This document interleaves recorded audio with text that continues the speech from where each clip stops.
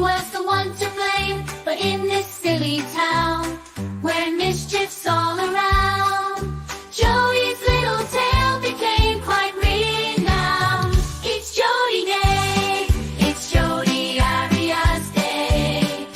Come along and join us in our playful little play. But remember, my friends, that the truth will always win in this town of make-believe, where the fun begins.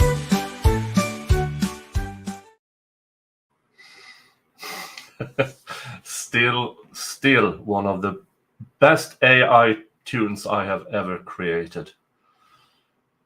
How are you Okay, doing, now Dave?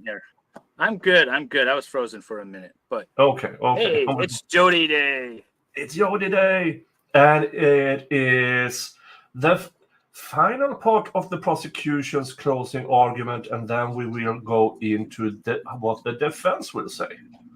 Yes, yes, and all the nonsense that we've heard in the prosecutor's closing arguments is going to be trumped tenfold with the state's or with the defense's nonsense. That's my prediction. This is going to be an absolute train wreck of a defense closing argument, even more so than the state's.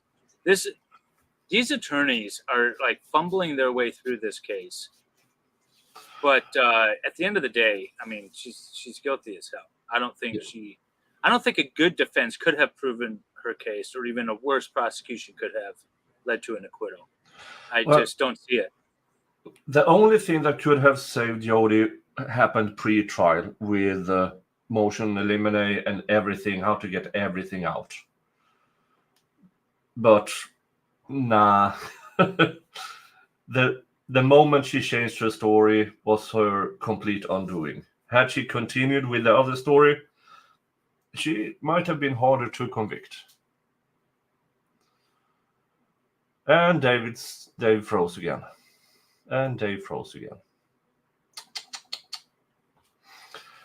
It's weird because since he's on a boat, he should be able to catch a good stream. Didn't. Oh, yes, Matt. Dave is on his boat, and I have the sun beaming from this one because I still haven't gotten to put up the shades. But hey, we're not here entirely for me and Dave. We are here for this. Okay, I think we're good now. I think we're good. Just in time. Yeah, the radio waves aren't working for Dave. That's exactly the issue. It's a bad stream. Oh, Oh, now we're good. Now we're good. We've made adjustments. yeah. Okay. The trial is still going. Yes, it's still going. We got closing arguments. This is probably the second to last stream because Dave is traveling, and then I'm going to the United States August 7th. Yeah, we're both going to be traveling. Next week I'll be in Colorado, then I'll be in DC, then I'll be in Denmark, all while Nick is coming to the US. And then we will reconvene. What did we say? We're going to do a special Friday stream for our final stream. Yeah, it has to be a Friday because I fly back on Saturday the 24th. So it will be. It's going to be 4 weeks. We're going to be off. 4 weeks. We're going to miss all of August. We'll be back for our final stream when Nick and I are together in real life on the 23rd of August. Yep. Yay! Yay! It'll be a good time. Well, that just give me a lot of time to fix the treehouse. I got to get going on that. Yeah, I mean the reinforcement and stuff. Yes, I got the 6x6s ready to go to support underneath the floor. But last 20 minutes of state's final words until the rebuttal, and then we go into defense case closing statement. All right, let's go. Of a felony, she killed him. That's basically what the law says. And if you find that, That's the end of the inquiry. You don't consider lesser included offenses. Premeditated murder does have these lesser offenses. But in terms of the tabulation that takes place at the end, for example, 9 of you could find that this was premeditated murder, 3 of you could find that this was felony murder, and it's still first-degree murder. You do not have to be unanimous as to the theory involving the murder. Or you could be 6 and 6, or it could be 12 for premeditated murder and 12 for felony murder. It's still only one charge. You do not have to be unanimous as to the theory of the crime. And let's talk about premeditated murder. Well, it requires that it be proven that the defendant caused the death of another person. Well, exhibit number 207, he's dead. That element is proven. Well, the defendant intended or knew that she would cause the death of another person. That's also proven. One of the things that we know in this particular case is that, amongst other things, she slit his throat, she stabbed him in the heart, and we also know that she shot him. There are 3 different ways that she killed him. So did she intend? Sure. Did she know? Absolutely knew. Remember I was talking about how directed it was to the throat? If you do that, then you know, anybody knows, that if you do that to the neck, you're going to kill somebody. So she both intended it or knew. In other words, it could be either or. In this case, she knew and also intended it based on what we see in this particular case. So those elements are satisfied in this case. There is no doubt about that those 2 elements are satisfied. Now, the issue is whether or not she acted with premeditation. And premeditation means that a defendant intended to kill another human being, and then there's the disjunctive or knew. It doesn't say the defendant intended to kill another human being, and then it stops. It says intended to kill another human being or knew she would kill another human being. That is the element that's above in number 2. She knew that she was going to kill him. There's 3 different ways that she killed him. One of those 3 satisfies this, knew she would cause the death of another person. And after forming that knowledge, after knowing that she was going to kill him, because it talks about intending or knowledge, after knowing that she was going to kill him, because it talks about intending or knowledge. This is proof that anyone can spin anything. After forming that intent or knowledge, reflected on the decision before killing. And the key here is, what is reflection? What does that mean? And it defines it for you. It tells you that it is this reflection regardless of the length of time in which it occurs. That distinguishes first-degree murder from second-degree murder. What that is telling you is that you don't even have to have a day between the thinking and the knowing. You just have to have a length of time regardless of the length. So it can be very short. It can be as short as stabbing him in the shower, and then after a couple of minutes, it can be very short. It can be as short as stabbing him in the shower, and then after a couple of minutes, chasing him down and going for the throat. No one can dispute that he walked that way to get away from her. No one can dispute that he was already injured. He was already going to die. When this was applied, by this I mean the strike to the throat, she knew he was already going to die, but that type of injury indicates you want that person to die. Additionally, when she shot him in the head, although reflection is not necessarily prolonged. Again, it's telling you it doesn't have to be days. It doesn't have to be hours. It doesn't even have to be minutes. And then it tells you in the space and time between the intent or knowledge to kill and the act of killing may be very short. In this case, I guess it depends on who you ask. Knowledge to kill and the act of killing may be very short. In this case, I guess it depends on who you ask. This was a long period of time for Mr. Alexander to be going through this. Just a long period of time between the stab, wounds to the heart, the shower, when he was defenseless, to the time that he was Thank you so much. trying to get away, Thank you. going along the wall, and absolutely falling down. So in this case, it can be very short. She killed him 3 different ways. She knew that she was going to kill him. Additionally, not only that, she brought the implements. She brought the gun. If she didn't bring the gun and it was Mr. Alexander's, did she have his permission to take that gun? According to her, it was his gun. If she took his gun, then that's a burglary. And if during the burglary somebody dies... Wait. Let's just think about his argument.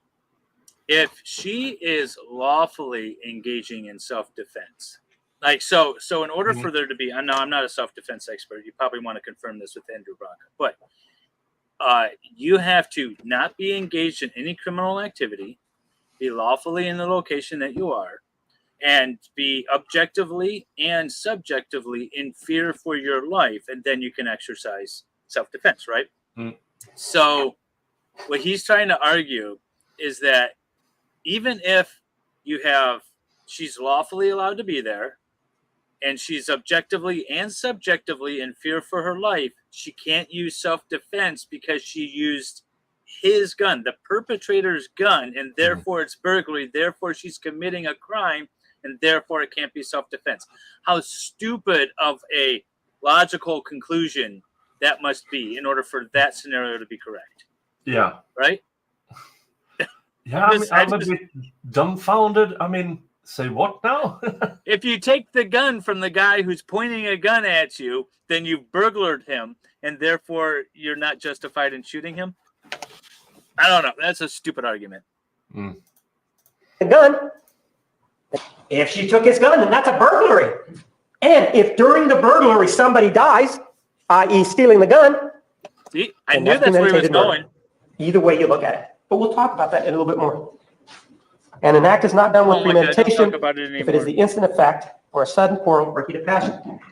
How do you know if it was or wasn't the instant effect of a sudden quarrel or heat of passion? Well, you can take a look at some of the photographs that we have, and they will tell you that it wasn't the instant effect of a sudden quarrel or heat of passion.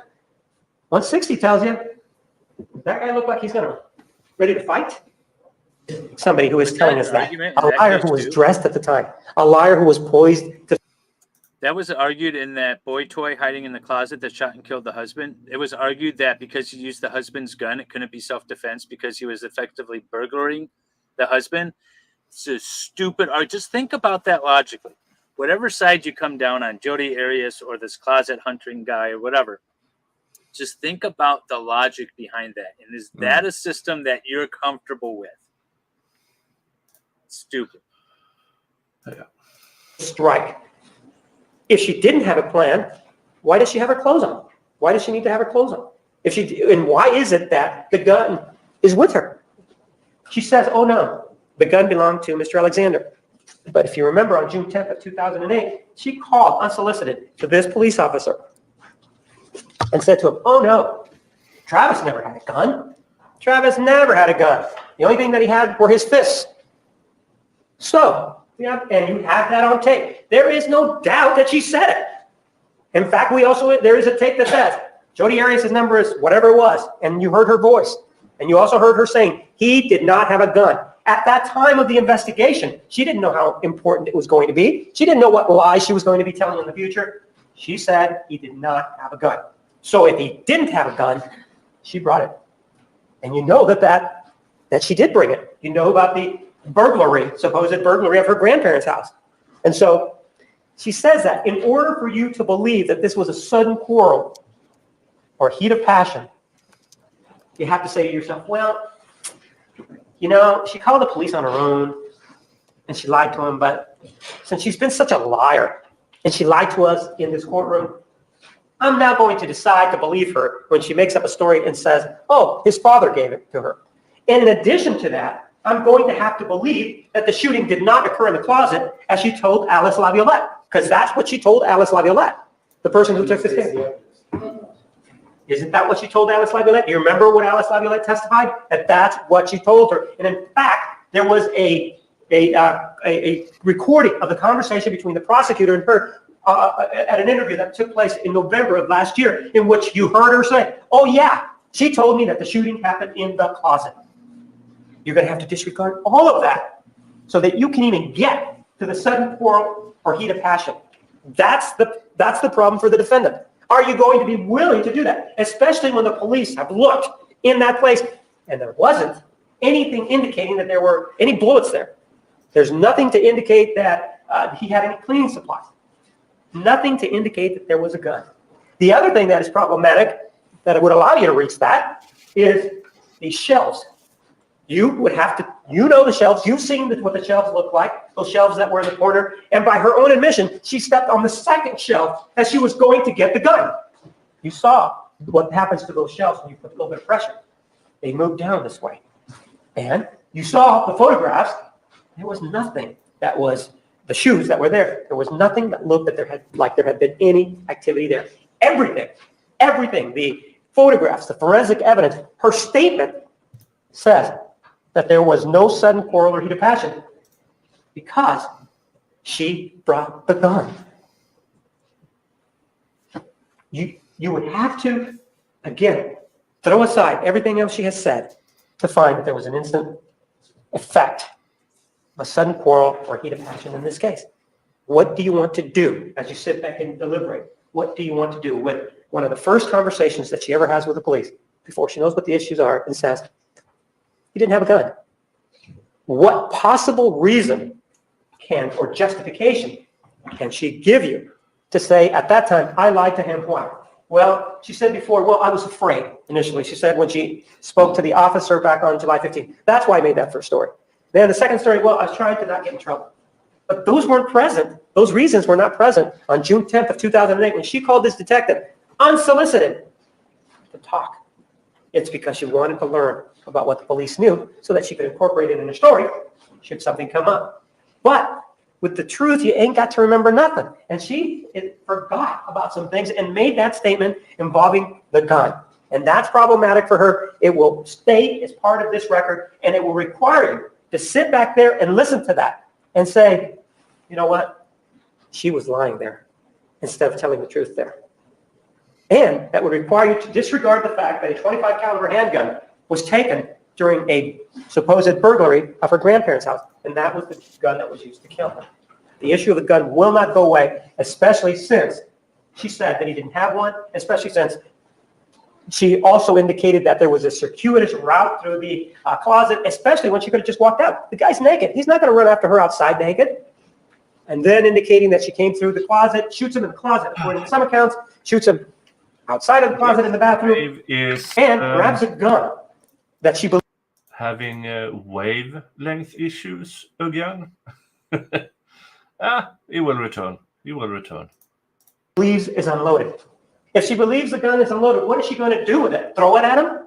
Why stand there with the gun if you know it's unloaded? None of it. Absolutely none of it is true. You could even be charitable and say it doesn't make sense. I'm not asking you to be charitable. It's an absolute lie of this issue about the gun. She said it, and she is wedded to it. I won't even discuss the lesser included offenses because of the issue involving the gun. She brought it herself. Felony murder requires the state to do two things. Welcome. The first one is that the defendant committed or attempted to commit a burglary in the second degree. What is a burglary in the second degree? And notice it says attempted or committed the burglary. The crime of burglary in the second degree requires the defendant, in this case, to enter or remain unlawfully in or on a residential structure. We don't know if she was invited in. We really don't know if she was invited in at all. So, but did she remain unlawfully? I think it's not a stretch to say that an individual who owns at home and is being stabbed to death, that the person that's doing the stabbing there no longer is entitled to remain lawfully in that house. No, I may be charitable, I may be a nice guy, but you know what? If you start stabbing me, you're no longer here lawfully. That consent to come in is no longer there. If you keep stabbing me, that's it. It is not a stretch of the imagination to say that. And we understand, the state understands that Mr. Alexander is not here to say, I revoked my consent. But if he's being stabbed, if he's having his throat slashed, and if he's being shot, it's not a stretch to say, based on circumstantial evidence, to say that she remained unlawfully. So she has remained there unlawfully. Yes, this guy is still... It's a residential structure. It absolutely is. So that's his house. 6 more minutes. And she did so with the intent to commit any theft. Just tell me the judge tells them to set up. At some point, she stole the gun, according to her, or a felony therein. You can bet that stabbing somebody is a felony. So he doesn't want you to be there, and you're stabbing him, and you're killing him. That's a felony. So the elements of burglary have been satisfied. So we go back to the first prong, and it says the defendant committed or attempted to commit burglary in the second degree. Yes, he did accomplish the burglary. So that element is satisfied. Number two, in the course and furtherance of committing this burglary that we know that she committed, I would not be able to find her guilty of immediate flight from second-degree it. murder. In other words, she took off and she took his gun. So that's not the felony theft murder, right there. no way. And as part of that, even if it wasn't her fault, the defendant caused the death of another person. If you are committing, In this case, the law. overruled. The defendant caused the death of another person, and she did cause the death of Mr. Alexander during this burglary. She took off, and she took off with his gun after stabbing him. So she has committed murder in the first degree under both theories. It isn't just one theory that she has committed this crime under. And so now you're left with the decision that you have to make. The one admonition that I leave you with is that these jury instructions are not advisory. They are mandatory. And it's a situation where you go back there and you read them. And as you sit back and you decide this case and you attempt to reconcile the lies with what actually happened, keep in mind that the defendant has attempted to manipulate you, has attempted to paint a picture for you. For example, something like this. This is what she wants you to believe. Something like that. There's Mr. Alexander and Burke. That's what she wants you to think. That's what the feeling that she wants you to have. But actually, reality is this. That's really what we're talking about in this case. It's his back. His shows throat. another You've seen his throat already. And that's really the reality in this case. And as you consider this case, and as you ponder your decision, one of the things that I want you to consider that is symbolic of this whole case is that this issue involving the gas can. What she wants you to do, because you know it's a lie, what she wants you to do is disregard it. But symbolically speaking, when she asks you to disregard it, what she wants you to do is she wants you to carry those gas cans for her. She wants you to help her fill them with gas. That's what she wants you to do, symbolically speaking. What the state is asking you to do is to not leave this courtroom filled with a stench of gasoline on your hands. That's what we are asking you to do, because What is horrible analogy. it's not true. But she's already talked to you about these gas cans. That's a horrible analogy. That makes no sense to me. I don't know what he's talking about. He's trying to be clever and talking rhymes and riddles and analogies, and it's really bad. It's all over the place. He won because the case against Jodi, the facts against Jodi were that bad. He didn't win because of his oration skills. No. It's not true that she returned them, but she's asking you to help her. She's asking you symbolically, help her by carrying them out and taking those cans with you. What the state is asking you to do is your duty. And the judge has indicated that your duty is to follow the law as she's given it to you and apply it to the facts. And in asking that, the state is asking you that you return a verdict of guilty, and that you return a verdict of guilty as to first-degree murder, not only as premeditated murder, but also as to felony murder. For no other reason that it's your duty and the facts and the law support it. Thank you. For no other reason that I want to. It's not All right, felony ladies and murder. gentlemen, we were here late last evening. All right, folks, that was the state's closing argument. That was painful. That's what that is. Painful. That was 3.5 hours. That could have been said in half an hour. Well, I'll give him 45 minutes. I'll give him 45 minutes. I'll give him 1/6 of the time he wasted. Wait, 3.5 hours? I'll give him a quarter of the time he wasted. All That's right. lawyer math for y'all. Yeah. Now. We're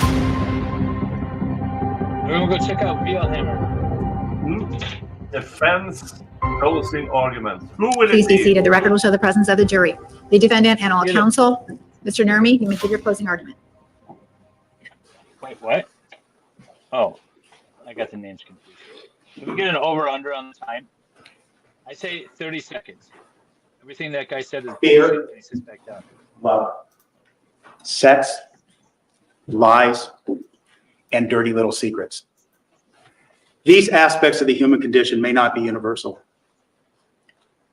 but they were, and each one of these aspects of the human condition played a prominent role in the relationship that Jodi Arias shared with Travis Alexander.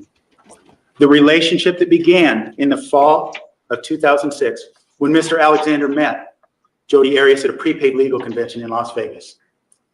And the relationship that ended tragically on June 4th, 2008. And because these aspects of the human condition played such a prominent role in this relationship, it makes sense that the evidence that you've heard starting on January 2nd is a tale of fear, love, sex, lies, and dirty little secrets.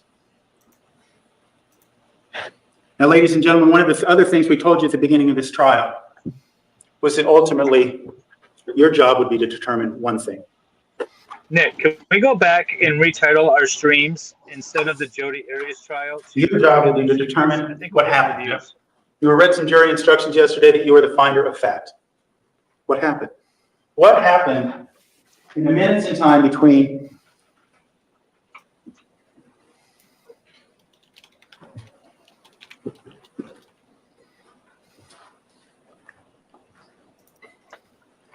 what we see here and Exhibit 159, June 4th, 2008, 5:29 and 20 seconds. What happened between what we see in this photograph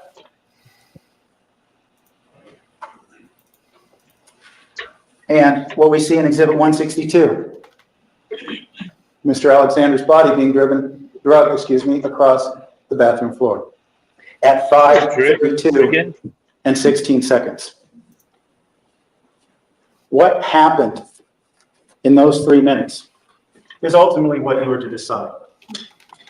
Is this 3 minutes in time? Is this a culmination of a plot, a plan that Jodi Arias hatched in May of 2008, in which she was going to go from her grandparents' home in Wairika, California, to Travis Alexander's home so she could kill him? Was it what the state said it was yesterday? Was it this plan? Or was it an act of self-defense forced upon Ms. Arias by the actions of Mr. Alexander? Or was it something else? That is ultimately what your job is to determine. Fear, love, sex, lies, and dirty little secrets will help you understand, I think, what happened in those 3 minutes. And as you begin, and we've seen certainly aspects of fear throughout the course of this trial, right? And we'll talk about that more later, but it occurred to me as I began thinking about talking to you this morning that you may have some fear. You've been listening to evidence for 12 weeks now, more than 12 weeks, since January 2nd. And you may feel, maybe I forgot something. Maybe I didn't understand a crucial piece of evidence. Maybe when I get back to deliberate, my fellow jurors will not feel the same way that I do about this case. They won't see things the same way. Maybe you fear how your verdict will be received. Objection. Approach.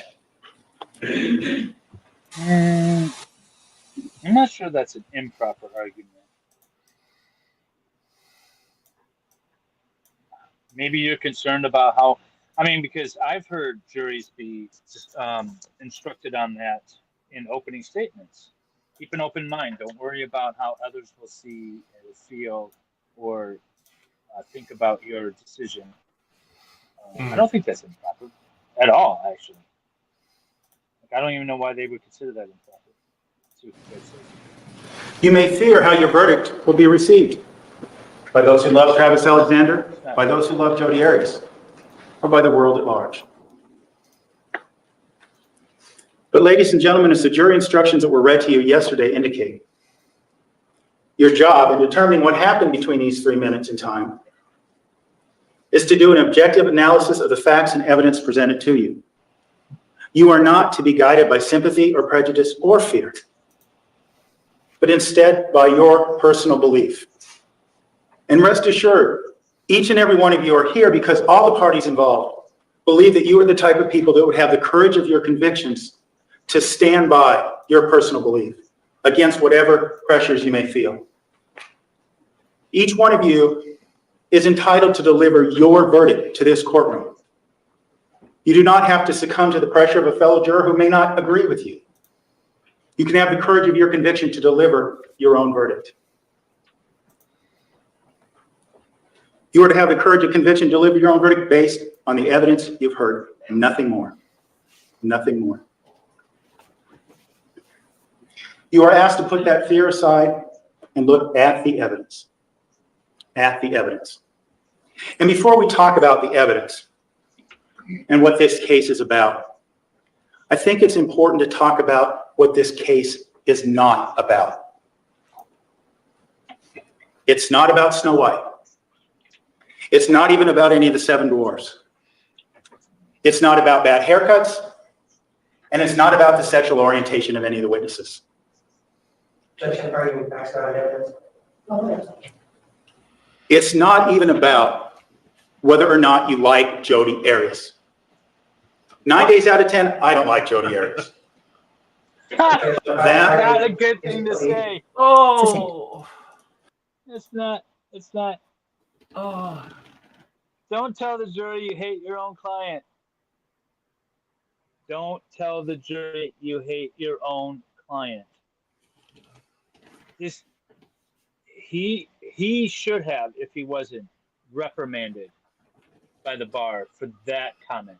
That I don't know that he was. I don't know if that was ever brought up. But that is a horrible thing to say to the jury.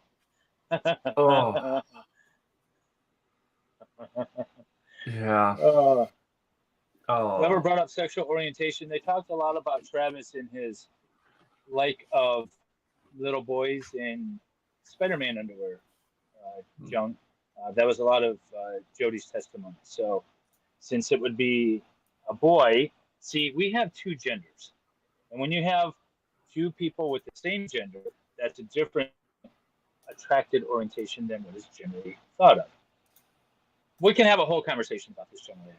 But no, don't say that about your client. That was bad. That was so bad.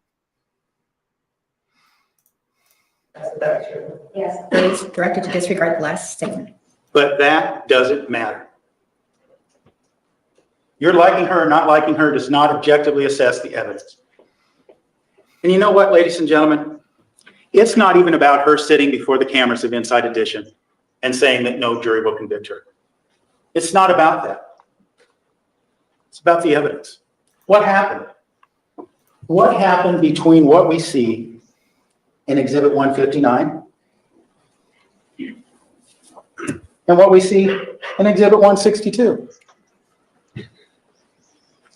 Well, I guess you know there's one more thing this case isn't about. Remember we heard that charge of felony murder yesterday in the state making an argument that was incomprehensible? This idea that, well, if you believe Jodi's version of events, she's guilty of felony murder because she went to Travis's home and she decided to steal his gun. And in the course of trying to steal his gun, she shot him. She went there, they had sex, they did all these things. Then she decided she wanted his gun and decided to take it and wanted it so bad that she was willing to kill him. That's the theory of felony murder they have put forward. That shows a little fear, and we'll talk about some of the fear that the state has demonstrated throughout this case. But that's just some of it, right? We also heard this idea that, well, she was unwelcome once she put the weapon upon him and she was there to commit a burglary or another felony. There's no other felony, ladies and gentlemen. There's nothing. It's silly. It's fearful. That charge is there out of fear. It makes no sense. Under any scenario, does that make any sense? Either she was there to kill him because the state said, hey, this is a plot that began in May. Either she was there to kill him or she wasn't. And that's ultimately what we're here to determine. Now, what is this case about? Well, as we just spoke of and just mentioned, yesterday, the state says to you that in May of 2008, Jodi Arias came up with a plan. Now, they pointed to a couple different days yesterday. Pointed May 19th, the day that Miss Arias had a conversation with Miss Housley that she was fearful, or excuse me, that Mr. Alexander was fearful of Jodi.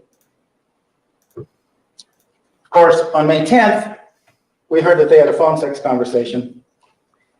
And on May 26th, we heard this conversation, we heard bits of this, or questions about this conversation, in which Mr. Alexander had called Miss Arias a whore, a slut, and a three-hole wonder.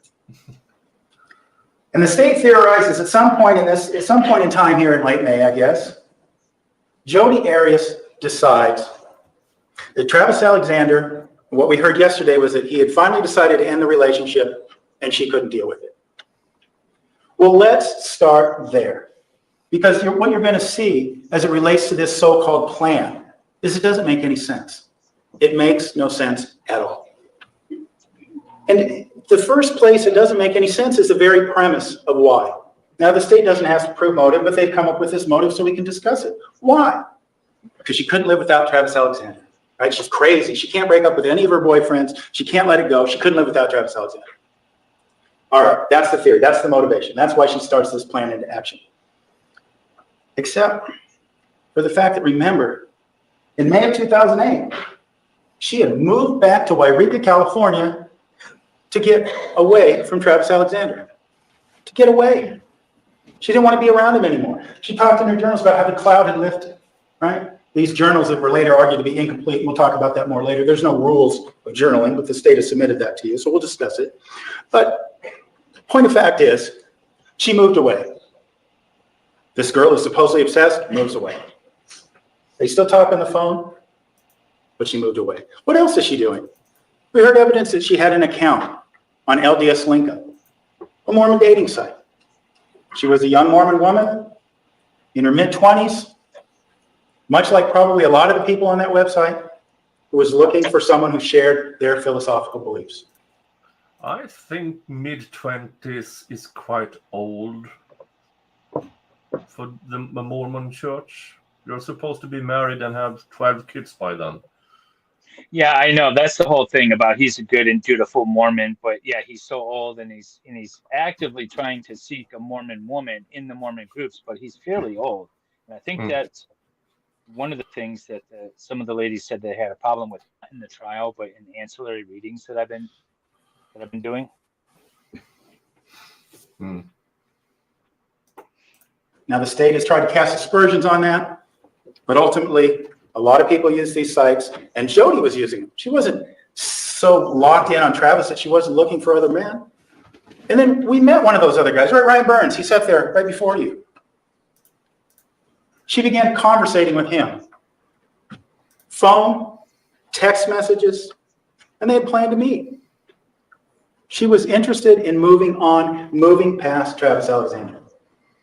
So this whole idea to begin with of why this plan was put into place. This plan would have been masterminded, right, in May of 2008. Because for this very reason. And the reason doesn't make any sense. Okay. What next doesn't make sense? Well, the state tells you that in order to effectuate this plan she's conjured up to kill Travis Alexander. But once this plan is conjured up, what does she need? She needs a way to shoot him, right? Way to kill him. So the state says she orchestrated a theft of a gun. Now, in Exhibit 325, we see this so-called gun cabinet, this impenetrable force. We also see this in 326, the same gun cabinet. Now, I would say to you, ladies and gentlemen, first of all, that if she wanted a weapon and this is the weapon she wanted, for whatever reason, keep in mind this is a 25 caliber gun, a very weak gun. But if she wanted this weapon, not according to some anti-gun lobbyists, then a 25 is sufficient to kill deer.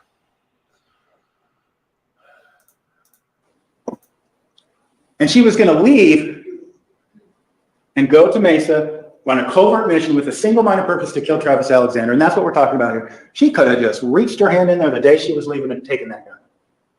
We never know whether it would be discovered missing or not. There would be no police report. There would be no evidence. Nothing. The other thing is, what we heard is that Jodi, when she was in Wairika, she didn't live with her parents, but they were there.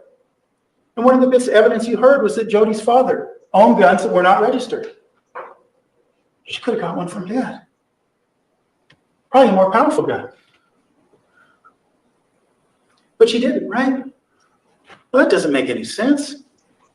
Why would you, first of all, why would you stage this burglary? Right, this burglary that the state wants you to believe is so suspicious. Why would she stage this when she could just reach in and get it or get a gun from another source? You know where else she could have got a gun? We heard about Matt McCartney, the friend that wouldn't betray her as the state tried to portray so much in the cross-examination of Jodi Arias. He had guns too. She stopped in Monterey, but no, he didn't get a gun there either. Would have been untraced, would have been no sign of it. But under this concocted theory that she orchestrated this theft, she breaks in herself, steals money, a DVD player, and this .22 caliber gun. And it creates a police report and it creates a trail. Would that be a choice? And keep in mind, the state conceded yesterday that Jodi Arias is a smart woman. Is that behavior consistent with a smart woman who is planning this covert mission? Keep in mind, it's covert very. Should we ask Andrew Branca if that is the thing for a smart woman to do? No. I'm sorry. I was debating all kinds of stuff in my chat. I didn't catch the question or the statement that he made. What did he say? Well, his statement was that the state admitted Jodi Arias is a smart woman. Would breaking into her own home, stealing money, a DVD player, and a .22 caliber gun, would that be the actions of a smart woman? And I thought to myself, let's ask Andrew Branca. You know, a lot of his arguments are ringing hollow and borderlining inappropriate. So, you know, the first thing that caught my attention was, you know, when he said, there's days I don't like my client. You don't say that.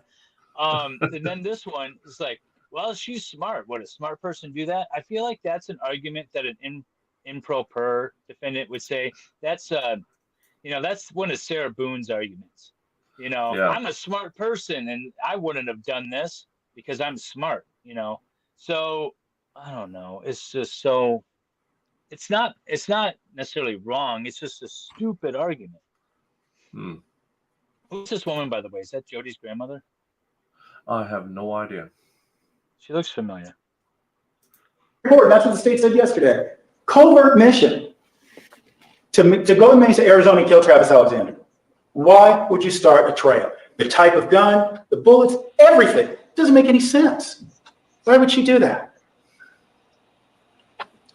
So now we have two nonsensical propositions. Why she would want to kill Travis Alexander and how she obtained the weapon. Well, ladies and gentlemen, the nonsense kind of continues from there. Because, nonsense. Of course, what else would she need to go on this covert mission to Mesa, Arizona? Well, she needs a way to get to Mesa, Arizona, right? Well, we heard one thing. She owned a car. Could have drove it to Mesa, Arizona. Now we heard that maybe it wasn't in the best mechanical shape. And as the state could theorize, maybe it would have been recognized. All right? Okay. So she's in Wairika, California. She needs a car. Of course, who's up in Wairika, California again? Her mother, her father, her sister, and her grandparents. All with cars. She could have exchanged cars. She could have come up with some reason. I'm going on a road trip. Can I take your car? None of it. None of those actions would have caused there to be any sort of paper trail, right? You borrow your mom's car, you go on a long trip, no paper trail. You borrow your dad's car. That would have been one of my arguments as if I prosecuted.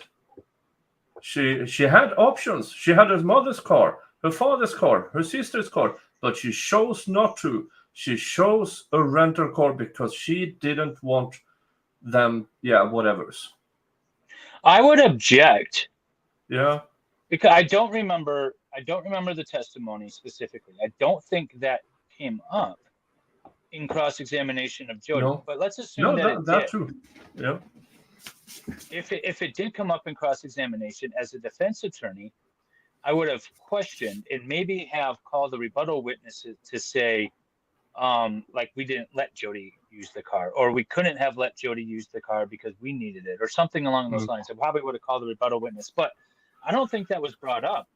No. And therefore, it is arguing facts that were not in evidence. So, but there's no objection.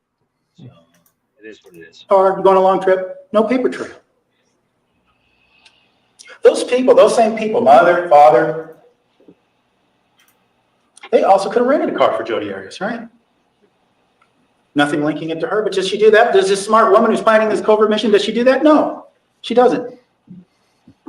Oh yeah, also, that she didn't say that. During the Ashley Betterfield cross-examination, she was compared a lot to Jodi with regard to the mannerisms of her testimony. I found her to be credible but annoying, as opposed to Jodi, who I found entertaining but not credible. So those are the two. Like I say, Ashley was annoying because she has kind of a high-pitched voice. She was crying a lot, but I found it to be genuine. I just didn't want to listen to that tone, so I was turned off of it. But I did believe her. Jodi was the complete opposite. Jodi was entertaining as hell to watch. I wanted to listen to every word she had to say, but I didn't believe a word of it. So I guess that's the big difference between Ashley's testimony yesterday. No, I don't know if I believe everything Ashley said, but that's beside the point. Do I believe the prosecution put up a good case? No, I think they put up a horrible case. Yeah, it's bad facts. It's good. Yeah. I mean, it was tolerable prosecution. I'm not a fan of the prosecutor's methods on a lot of things that she does, but it was decent enough. I would say even good prosecution, but bad facts, as opposed to this case, which is just all kinds of bad prosecution, but really good facts. So he won in spite of his own actions. Car in Redding, in Wairika, California, did it instead in Redding, California, because she didn't want to be recognized in Wairika. But she had lived there for years, number one. And number two, Redding, she was with her brother, and at that time, his fiance. So there were witnesses to her being in Redding, California. And the other issue is this choice she made to rent the car at Redding, as if it would somehow be covert that way. No one will recognize me. That's the theory, right? No one will recognize me. No one will know. But what does she have to do? You don't go to Budget, rent a car, plop down a couple $100 and drive off with her car. Car rentals don't work that way. You gave a driver's license and a credit card information. There's a pretty clear paper trail as to what took place when she went to the Redding airport. And keep in mind, too, I think that's important. She went to an airport. An airport with security cameras and security all around. An airport, not some rental car agency on the outskirts of town, right? An airport. Doesn't make any sense if you're on a covert mission. Now,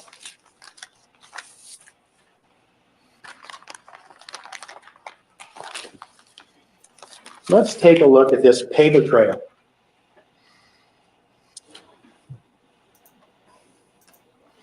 What does Miss Arias do to get this car, right? Exhibit 235, there's various receipts. She puts her initials. She signs her name. Paper trail. Not very covert so far. Not at all.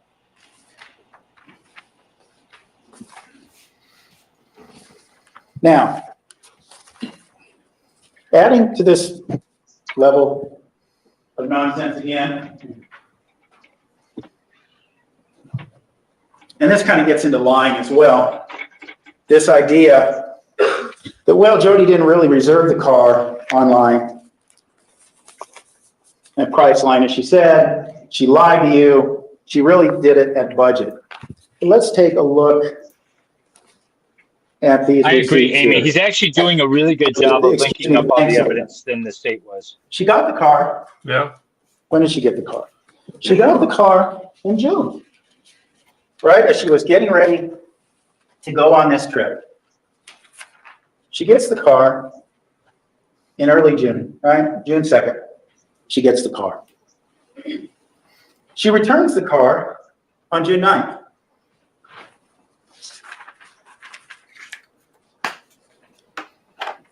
June 9th, 2008. We were shown yesterday what is Exhibit 523. And we see the charge there for the car rental. Budget rent car, right? Oops. Yep, budget rent car. Now the state says, well, look at here, you see, there was a Priceline charge for airfare and that happened right away, and therefore she's lying. But let's face the facts here. That $233.97 that you see up there, that was charged when she returned the car. Airfare and car rentals are different. Under these times, we know that when we purchase airfare, you have your common experience. You've rented a car or purchased airfare. You realize that, well, you do that. When you buy a plane ticket, you have to give all your identifying information and you pay for it. When you rent a car, oftentimes you reserve a car and pay for it when you're done. You put a deposit down on the credit card, you pay for it when it's done. That's when she paid for it. Now, the state has tried to argue that that's a lie. That Ms. Arias is lying. She didn't use Priceline. Those people at Priceline aren't getting their money, right? And this is certainly one thing the state has done as it relates to lies. Jodi Arias has made some lies about what happened. So then, why not just pile on? Set up a house of cards and in a scenario where they say Jodi's lying and knock it down. But here's the thing, she wasn't lying. There's no evidence that she was lying.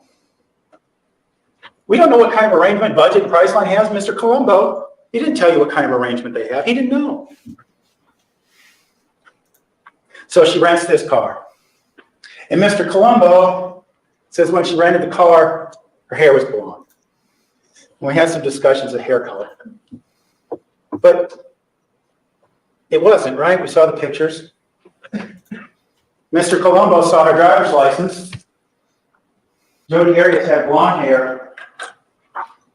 And she had her driver's license picture. But you saw pictures, right? We saw a picture 413, excuse me, exhibit 413, taken on May 10th, 2008.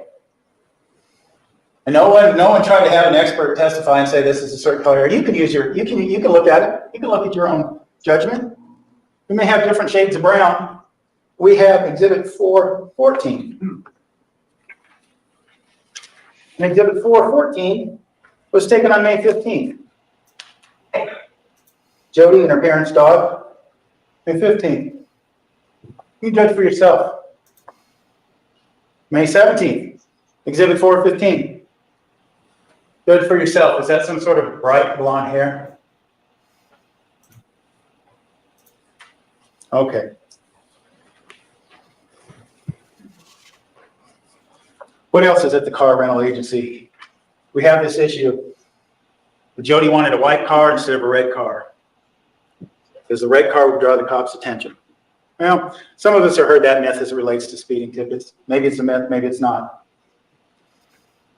But with everything else, so far we have nothing that makes sense about a covert mission, right? Nothing. The difference between a white car and a red car isn't going to be the difference between being found and not found, being discovered and not discovered. And there's many things we can talk about in that regard, but that doesn't make any sense either. But that's a big deal. Okay. Now you would think, ladies and gentlemen, wouldn't you, that if somebody was on a covert mission, right, and now we're at June 2nd, she's in Reading, she's got the car. And under the state's theory, she has the car, she's got the gun.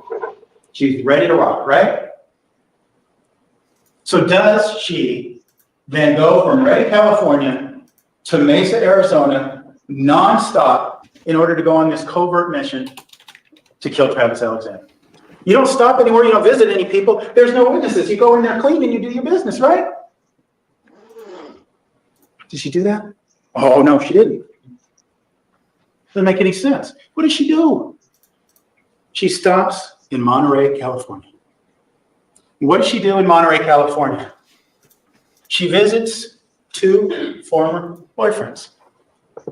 This crazy woman who can't let it go has friendships with 2 of her former boyfriends, Matt McCartney and Daryl Brewer. Is she just hopping She had a from pogo relationship stick with to Daryl's pogo son stick on her because they were way? together so long. So she had breakfast with Daryl and his son and spent some time at a karaoke bar with Matt McCartney.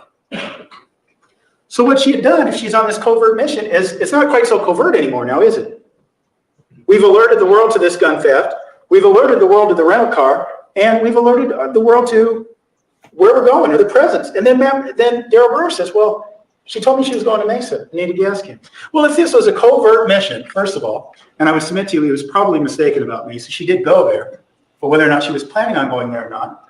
But think about it. If this was a covert mission, would you say to your ex-boyfriend, can I borrow a couple gas cans and I'm going to Mesa? Doesn't make any sense. So the nonsensical nature of the state's theory continues all the way to Monterey, California. She does borrow gas cans from Daryl. But then again, that doesn't make any sense either, right? You're on this covert mission. You can buy gas cans and no one will be the wiser, right? But you borrow gas cans because you say, you're going to Utah. I don't know the way. Gas may be more expensive, what have you. She's not familiar with the route. So she borrows gas cans. As they often did, you heard Daryl Brewer say, as they often did on their road trips. It wouldn't make any sense as far as this covert mission goes, right? Well, what else happened in Monterey? Did she just do that and nothing else? No, something else happened.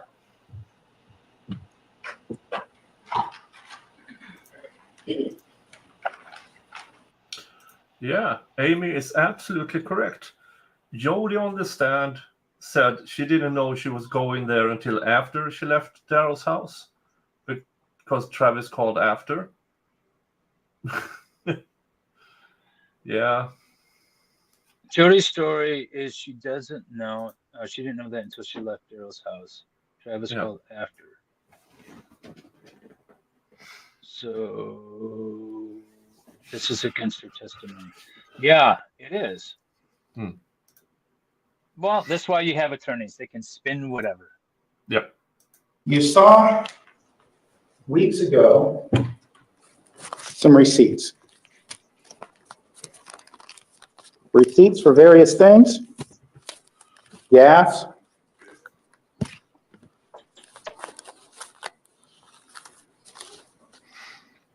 Gas cans.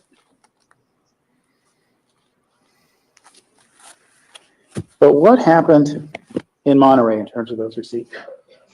Now again, we're on this covert mission, right? We don't want to be detected. Don't want to be detected. What does she do? She goes to the bank. Remember now, she has 2 different accounts with Washington Mutual. She has a business account and she has a checking account. So what does she do? She deposits some money into one account. She deposits money into another account. Notice one account ends in 8006, one ends in 7148. She deposits $400 in one, $300 in the other. And we also have a deposit in 237007 of $100 into 7148. So as we look at exhibits 237005, 237006, and 237007, what do we have? Let me make sure you can see them all. What do we have? It's funny. He picked up on. We have transfer of money between. Receipts were. If you recall, when we first started this trial, I read through the prosecutor's book on convicting Jodi Arias, and one of the things he mentioned is that he kept the gas receipts close to his chest. He did the math himself. He didn't even tell his investigator about it. and then he questioned his investigator about it and had his investigator do the math on the stand. That was the first time because he didn't want to give Jodi's defense a heads up on that. And you can tell that that really rattled the defense because now he's going over it and pouring through it. He's had this stuff for months. He never mentioned it until after the examination of the gas receipts on the state's case in chief. And the prosecutor seems to think that this was the thing that really clinched the conviction. I'm not sure about that. I think there was a lot of other stuff that really clinched the conviction, but it's interesting that he's picking up on this and he's going to go through it now with his closing. He's going to try to argue away and explain all the gas that was purchased when it's not possible that her vehicle and the gas cans could have held this. Ounce, right? And well, Jodi Arias wasn't a rich woman in June of 2008.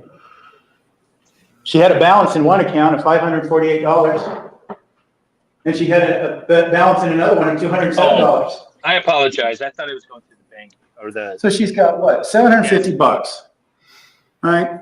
She's moved around. She said some of it was for business purposes, some of the trip was for personal purposes. That's why she moved some of this money around. Okay. Well, again, if you're on this covert mission, why do you do these banking transactions, right? Why do you do these banking transactions and leave a trail of where you're at? And keep in mind, they're all in Monterey, right? Monterey. All in Monterey. She didn't do this back in Wairika. She didn't do this back on May 28th, did she? Remember, keep in mind,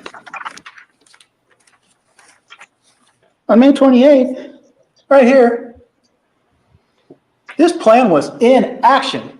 A gun was in her hands and she was working on the rest of it. She didn't pull out any cash, right? We saw, and we'll talk later as we go further on this journey, this trail. She didn't pull out a bunch of cash in late May or any time before she came. Because remember, she had enough, $750.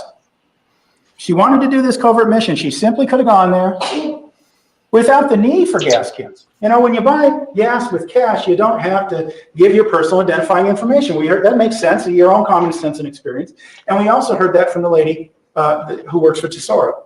You pay with cash. There's no need for a receipt. They don't take identifying information. So she had this $750 or so, and she doesn't take it out. She could have put it in cash. She didn't do that. She wanted to buy gas cans covertly. What could she have done, right? She could have gone into Walmart or Target or wherever, bought gas cans, and walked right out, right? No one even the wiser. She wouldn't have a witness. She wouldn't have a witness who she borrowed gas cans from. But again, if you're on a covert mission, that doesn't make any sense to create this witness to save $20 or so. $12.96. The state said yesterday $12.96 is the price of premeditation. Well, $26 seems like a small price to pay to cover your tracks if this is what you're doing. Now, what does she do here, though? She does buy some gas cans, right? The next stop in this trip, as we know, that she stopped in Salinas, California. And looking at Exhibit 237-008. What does she do? She buys a gas can with cash. Now, keep in mind, ladies and gentlemen, the state says that this was done by this smart woman under the premise that she did the calculation that she needed another gas can to get into Mesa, Arizona without being detected. Of course, we know she had the money to buy gas without being detected, without there being a paper trail. She had that money in the bank, so that doesn't make any sense.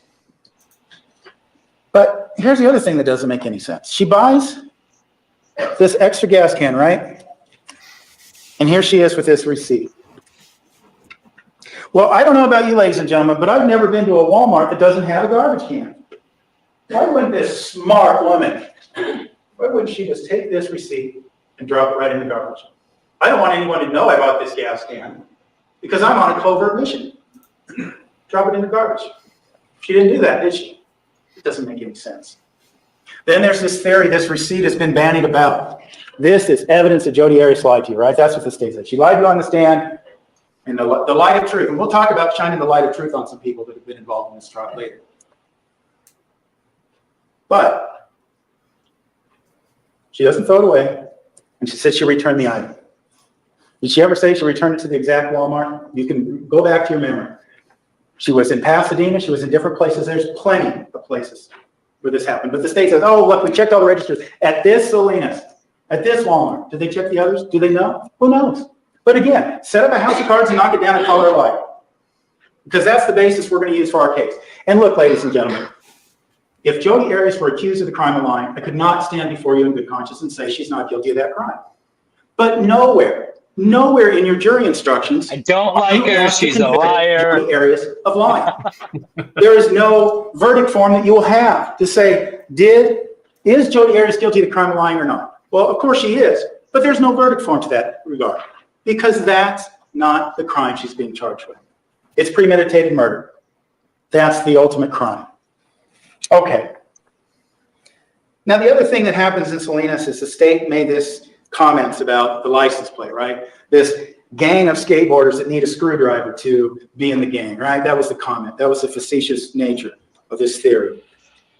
Jodi Arias told you, and there was all this discussion, all this cross-examination. How was the license plate leading? How was it? The front plate, everything else. What Jodi told you is that she saw the plate reflecting, she picked it up and she put it in her car because she thought it was her front license plate. There was no talk of the back license plate. No talk of it. Now, what the state brought forward to you yesterday seemed to be this theory that at some point in time, what Ms. Arias did to avoid detection was remove the license plate. Remove it. So she wouldn't be detected. Well, that doesn't make any sense. What would draw the eye of a law enforcement officer more than a car with a plate missing? Probably the next best thing that would draw the attention of a law enforcement officer would be a license plate that was upside down. Right? We heard about that. Officer Galletti from the West Jordan Police Department said, I noticed it because it was upside down and for no other reason. Doesn't make any sense that Jodi would put this plate upside down if she's on this covert mission. Remember, she's still trying to be undetected. She's trying. Everybody has a plan until they get punched in the face. Mike Tyson said that. And yeah, Jodi Arias' plans got disrupted. Yep. Yep. But then none of this makes sense. Like the fact that she rented a car, the fact that she bought the gas cans, claims she returned it. It's the guy testified that he went through the nationwide system of receipts and couldn't find the return anywhere.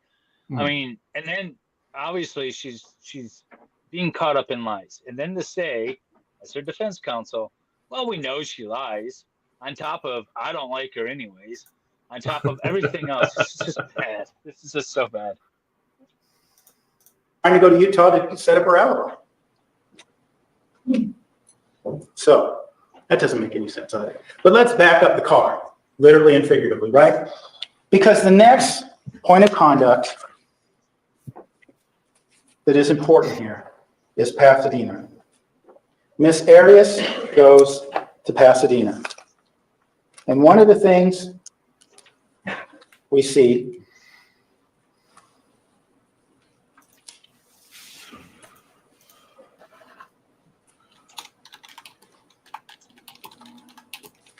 is that she bought gas.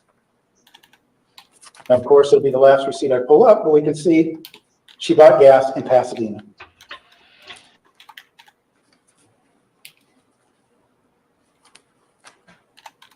Here we go.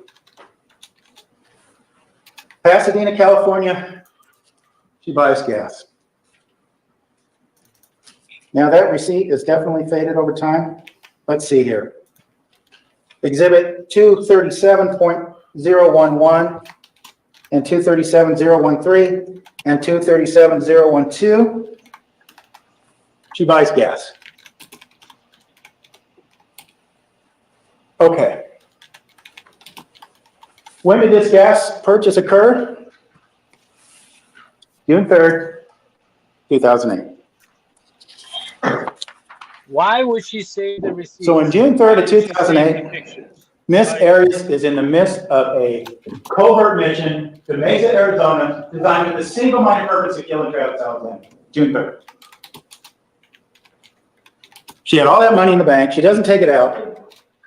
And she goes to an Arco in Pasadena, June 3rd, about 8:42 in the evening, and she buys gas.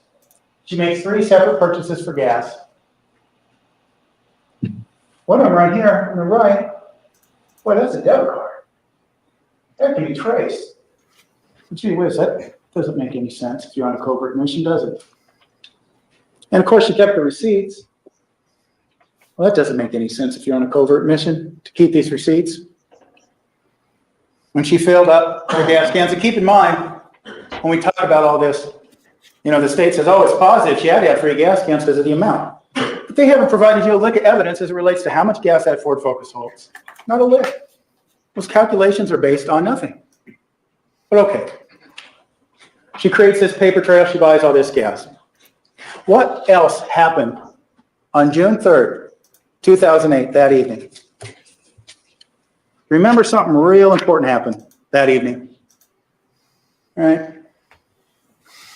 She spoke with Ryan Burns, the man who she was going to go see in the Salt Lake City area.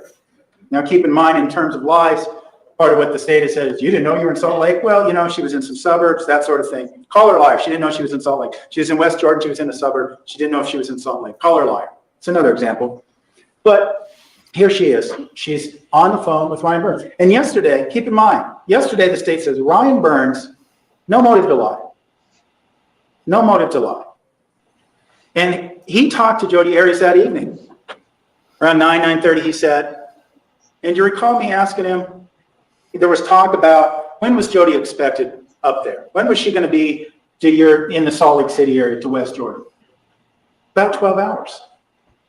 We talked and she said she'd be there in about 12 hours. That would have been about, you know, he said the conversation was around 9:30, 10 o'clock. That would have been about 10. He kept saying 10 or 11 the next morning. The morning of June 4th. She was expected in Utah on the morning of June 4th, about 10 or 11 in the morning. Now, getting back to what I asked Mr. Burns, I asked him, when you talked to her, did she say anything? Did she make any excuses as to why she might be late? No, she said about 12 hours. Well, ladies and gentlemen, wouldn't you think if someone was on a covert mission, and that covert mission was about 5.5 to 6 hours away from her current location, from Pasadena to Mesa, she was going to eat up 6 hours just getting there, right? Wouldn't you, and you know, there's this talk about Ryan Burns being her alibi, etc. Well, wouldn't you tell this person, you know what? I may stop at the Grand Canyon and take some pictures. I may stop somewhere else and take some pictures. I may decide to pull over and take a nap at a rest area. Set up an alibi. Get yourself to the point where you're not expected till, I don't know, 2, 3, 4 in the afternoon, right? She didn't do that. 12 hours. She's expected in Utah, in Salt Lake. 12 hours. Doesn't set up any sort of alibi. That doesn't make any sense. Okay. So far, as it relates to this theory of premeditation, we really have things that don't make sense on this covert mission. We have one fact that admittedly, I'll admit to you, looks bad, right? Her phone goes off somewhere near Pasadena, California, and it doesn't get turned on until somewhere near the Hoover Dam a day or so later. Okay, but that fact in and of itself, taken alone with all these other things that don't make any sense, could be seen as suspicious, but it's also probably the case that throughout the course of history of cell phones, that Jodi Arias would not be the first person to have a cell phone, die on them, and not have a charger available. She probably won't even be the last. Well, Now, remember, if your phone's not working, you're either being murdered or you're murdering. At least Yeah. these days, right? This is the start of it. Her phone's not working, so she must be murdering. Yeah, and that depends also what the prosecution wants to prove, because if they want to prove that you're that you are the murderer, Yeah. then Yeah. the phone being off means that you are the murderer. But Exactly. otherwise, no, then it doesn't matter. And if you are in Canton, Mass, then all these celebrate not really reliable. And if you're in Atlanta, Georgia, according to statements from Fani Willis, in her defense of where she was on all these nights, parked near Nathan Wade's home. No, you can't rely on that. That's unreliable. And then they will turn around and say that it's absolutely reliable in the next case when they want it to be reliable. Yep. We have her in Pasadena. We have her talking to Ryan Burns, not setting up an alibi.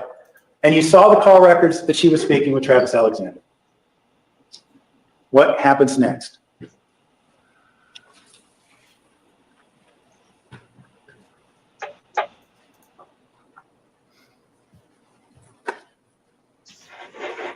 Showing you Exhibit 36. This is Mr. Alexander's office.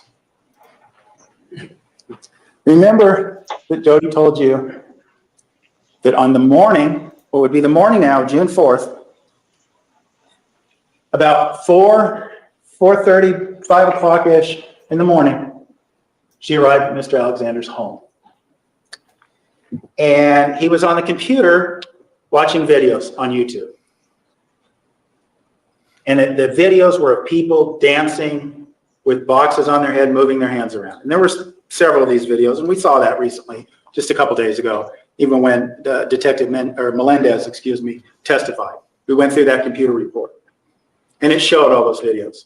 And this is another example of one of those house of cards to try to call Miss Arias a liar. She never said that there was pornography. The defense never said it was pornography there. Jodi Arias told you there were people dancing with boxes on their heads, and that's what Travis Alexander was doing. See, Jung? When she was home. Now the implication was made, maybe he was. They were watching a video of, I don't remember the band's name, but Around the World. Around the world. That, yeah. Come on, sing it. No. Expecting her, maybe he wasn't. But we know there was phone calls. Jodi certainly told you he was expecting her. And if he wasn't, and keep in mind, of course, we're supposed to believe, and we'll get into that a little more later, we're supposed to believe that he's so scared of her, right? He's afraid of her. So my goodness, how could she just walk right in the house and then sleep with him, sleep in the bed, and then get up and take pictures of her? He's so scared of her, he's taking naked pictures of her in his bed. That is a new level of being scared. But anyway, let's go back to 4 in the morning. Well, Salvador would be scared. He'd be nervous. Salvador had the opportunity to take nude photos of Jodi Arias on his bed. He'd be so scared. I could imagine him trembling. I think there's some credibility to that. Yeah, Sal, if you start dating Jodi, don't shower at her place. Don't shower at your place and she's there. Wait until she's gone, then you can have a shower. There they are. What Jodi said is that Travis had his back to her watching these videos. Now, ladies and gentlemen, let's keep in mind here. This plot began back in May. And there she is. Under the state's theory, she's got the gun. We also heard the state say yesterday that she had the knife with her. They don't give you any evidence to support that, but she said they had the knife with you. So she has the implements of Travis's destruction in her hand. His back is to her watching the videos. We know he was watching the videos. And we also know, right, that she's in Mesa, Arizona, and that she's expected in West Jordan, Utah, now about 6 to no more than 7 hours later. This is almost 5 in the morning. Now, wouldn't you think, ladies and gentlemen, somebody is on this covert mission. They've done all these things to prepare themselves for the moment in time when she could kill Travis Alexander. Did she shoot him right then and there? I mean, she had the gun, she had the knife. Why wouldn't she do that? That was her point of being there. Why wouldn't she do that? God, that doesn't make any sense, does it? And then what do they do? What do they do next? We heard about drinking some water and Travis wanting to have some sex, and Jodi was too tired. But what do? They go to sleep, and they wake up in the early afternoon. Now, I will admit, there's no support for the idea that, there's no evidence that they slept. Nobody took pictures of them sleeping, et cetera. But it certainly makes sense. He was up till almost 5 in the morning. She had been driving all night. And we have pictures taken later that afternoon. Yes. The sexual rendezvous, right? Lots of At pictures. 1:30 in the afternoon.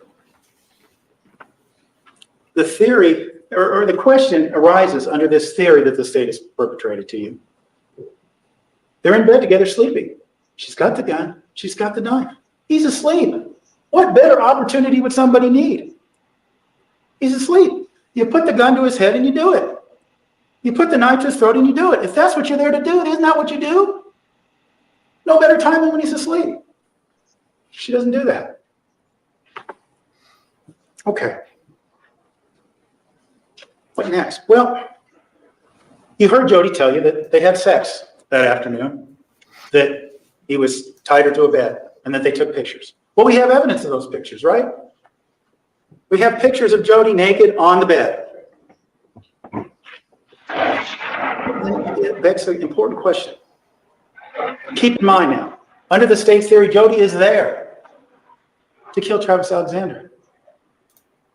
Why, if somebody is there to commit a murder, do you hang out and let the intended victim of this murder take pictures of you at what's going to soon to be a crime scene? Here I am at the crime scene. Go ahead and take pictures of me. No problem. No problem at all.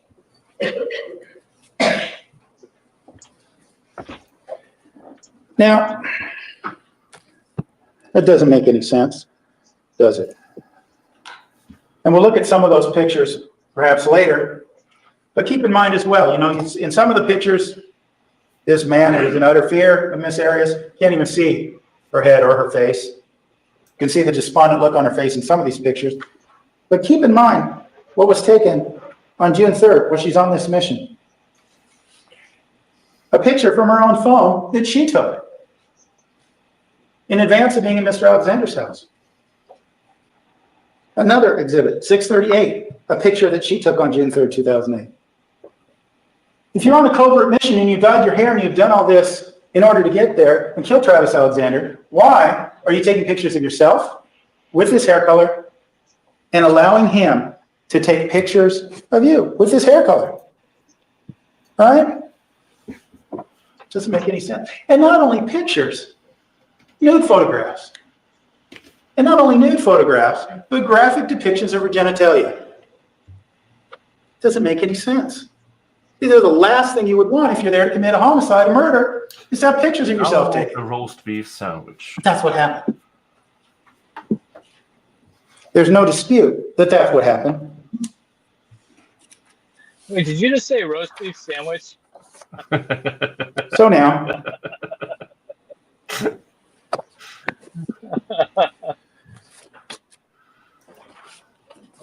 keep in mind, and I will just show you Exhibit 164. Keep in mind now, this photograph was taken at 1:42 and 53 seconds. Jodi Arias, nude, on the bed. You can see her face, and you can see the time. He wanted so bad to 1:42. show these pictures. And that's important, ladies and gentlemen, because keep in mind now, by 1:42 in the afternoon of June 4th, Miss Arias was due to be in Utah, really already, right? 10 or 11 in the morning. Even if we cut it an hour or so for, lag time, resting, bathroom breaks, whatever, she's already due in Utah. And she lets this man tie her up, and this Utah is supposed to be her alibi, keep in mind, tie her up to the bed, take nude photographs of her, and she doesn't shoot him and drive off and say, oh my goodness, I got lost or whatever, make up some excuse to lessen the hours. But she didn't, right? She didn't.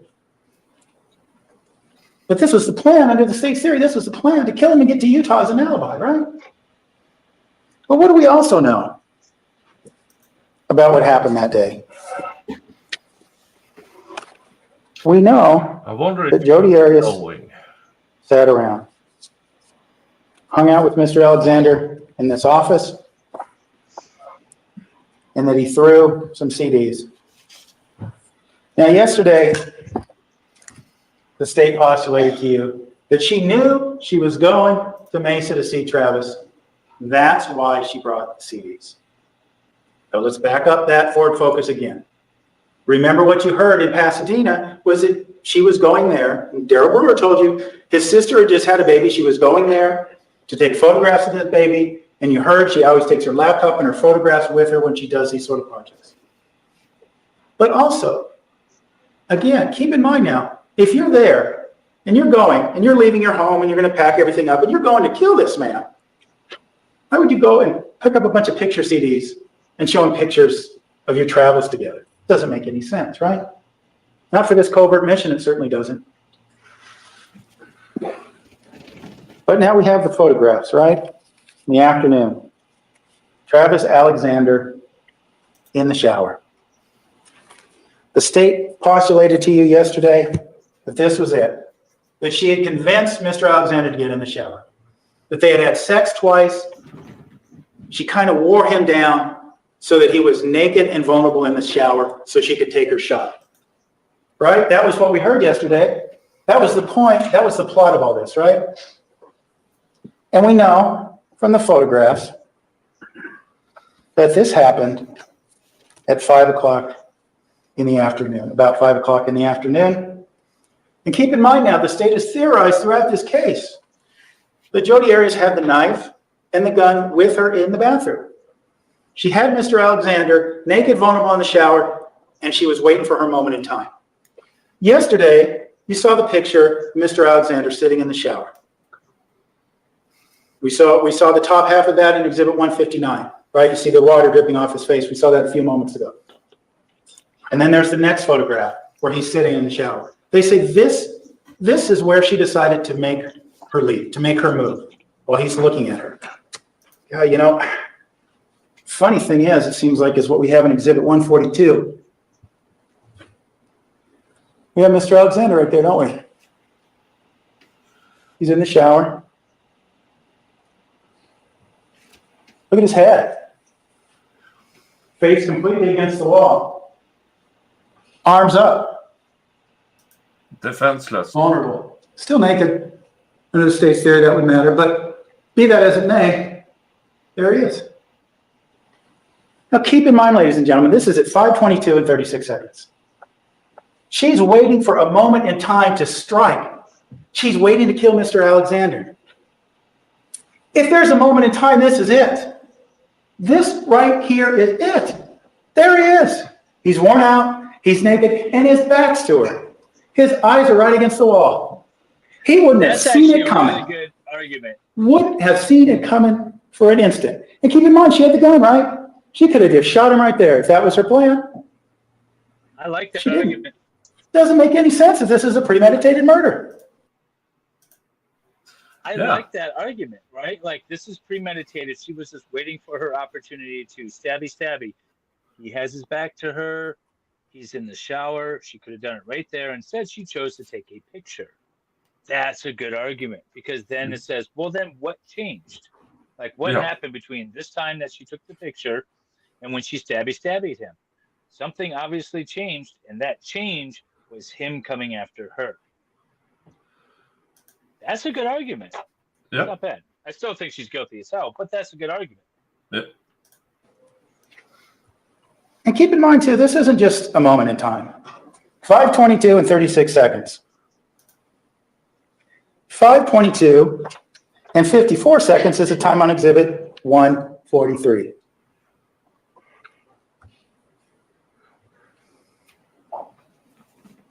Ladies and gentlemen, it looks like it's coming in better on the screen to your side. But what do we have there? 5:22 and 54 seconds. So I'm no mathematician, but it appears we've got about 18 seconds of time. 18 seconds between these two photographs. It wasn't just that one picture, that one moment in time, that 1 second where she didn't have time. Seconds later, he's still there. Showing you Exhibit 1:44. This, ladies and gentlemen, you'll see, this happened at 5:23 and 0 seconds. Same guy, head still against the wall, near the wall, not looking, at 5:23. More time. More time. Again, if this was the time, and keep in mind, boy, ladies and gentlemen, by this time, this has been a week or more of plotting. And there he is. She doesn't do it.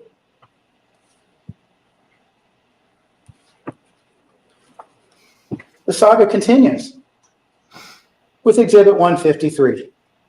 Same guy, same shower. 5:26 and 56 seconds. Exhibit 154, 5:27 and 12 seconds. There we go, 5:27 and 12 seconds. Don't dwell on those pictures. You established. So, ladies and gentlemen, she had the opportunity. what you're being asked to believe. Yeah, I mean, he made his good point. There's no use on saying this much, because now he's also, meanwhile, while he's, even though he's making a decent argument, he's still connecting all the dots. He's making a timeline instead of confusing the timeline. Show that one picture, his back is turned. She could have had the opportunity. If this was premeditated, something changed, be done with it. Don't go through the rest of the pictures. Don't go through the rest of the timeline. To show that she had the motive, opportunity, means potentially, according to the state, and she didn't do it. And that defeats the state's argument. Instead, he's going on and on with his pictures. Steve, when we look at these photographs in 142 and the last one at 154, what you're being asked to believe is that I hear it. 5:22 and 36 seconds, right? 5:27 and 12 seconds. Now, certainly we don't know. Maybe he made some other movements, that sort of thing during this time period, the other photographs. But there was 5 minutes in time where he was making these poses, right? 5 minutes in time. My goodness, going back to what I said before, wouldn't this be the moment? Wouldn't this be the pinnacle moment? The gotcha moment? No, it wasn't, because she didn't do it. She didn't do it there.